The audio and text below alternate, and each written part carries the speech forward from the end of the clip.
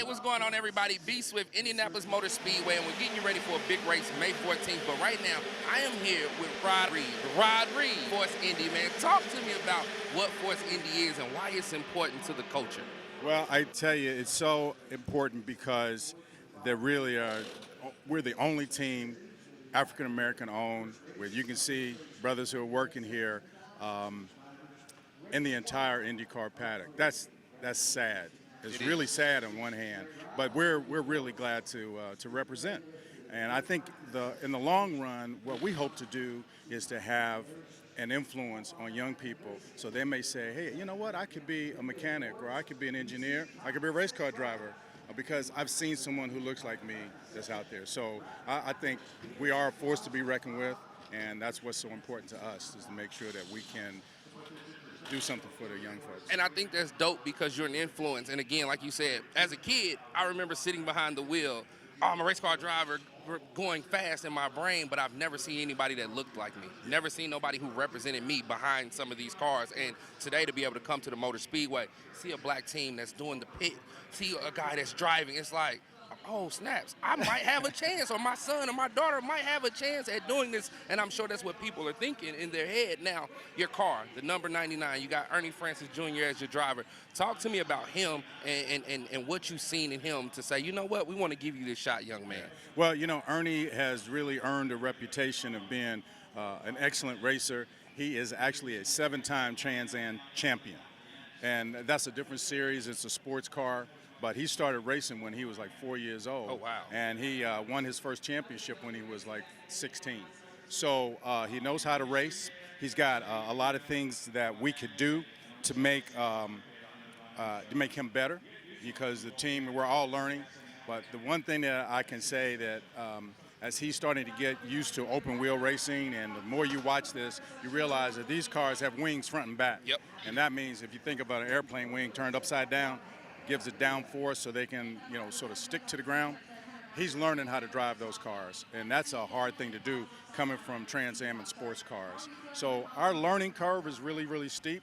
We're a brand new team. We don't have a lot of information to pull from years past like these other teams, but you know, we're here and we're going to give Ernie everything that we can. Now, before I get you out of here, I want to ask you a question, because we was just talking about it. Your car, the number 99, the red tail, it means something. Can you explain to people the meaning of these things and why you decided to put them on your cars? Oh, absolutely. You know, when I started, it was about 40 years ago in motorsports, not only had Willie T. Ribbs not come to the 500 as the first African-American, I started understanding that there had been a lot of brothers that were driving long before I was born. And so I studied them. And this guy was born in the late 1800s. His name was Dewey Gaston. He went by the name of Rod Jack, and he did that because he thought he could pass as being foreign. He ran a number of numbers, 33, 30, 10, etc. But at the end of his career, after asking time and time again, could he race at the 500, this is back in the 30s, and they said no, he had the number 99 on his car, and he really couldn't win with it. And we decided that we would pay homage to him by carrying that number 99. And what we do is hopefully show a lot of respect to him and the kind of things that he's able to do and was able to do, and impart that on our guys. So that's the 99 is really, really special to us. That's and dope. we would like everybody to look it up. I mean, you know, I think it's important for us to have some history. Definitely. But look up this guy, you know, Rod Jack, and you'll read about him and what he was able to do. Same thing with Charlie Wiggins, who was local, that never was able to make it to the Speedway. And here we are. And so we're representing them. And I think that's major. And the red tail, tell them what that's there for. Yeah. 'Cause, you know, So, I know, but I want them to know. Absolutely. Too. So if anybody's ever seen the Tuskegee Airmen and those red tails and those brothers that were flying in that squadron in World War II, and they never lost a plane.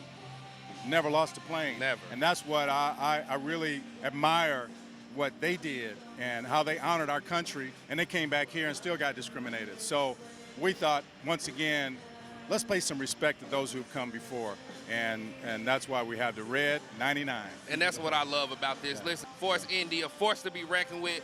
Ernie is driving. And May 14th is going to be a good day for you guys. Absolutely. I'm predicting a victory coming out of here. You know what I mean? I got to get me one of these cool shirts, too. That's what we was talking about. But I'm glad to see somebody representing for the culture somewhere the culture's not really at. Absolutely. You know, and it's good to see it because kids will be able to see it and start dreaming that they can be right here. So thank you for everything you guys at Force Indy's doing. And my pleasure, we're standing brother. behind you and can't wait to see you on that race. There you go. All right, man. Appreciate it. Yes, sir. All right.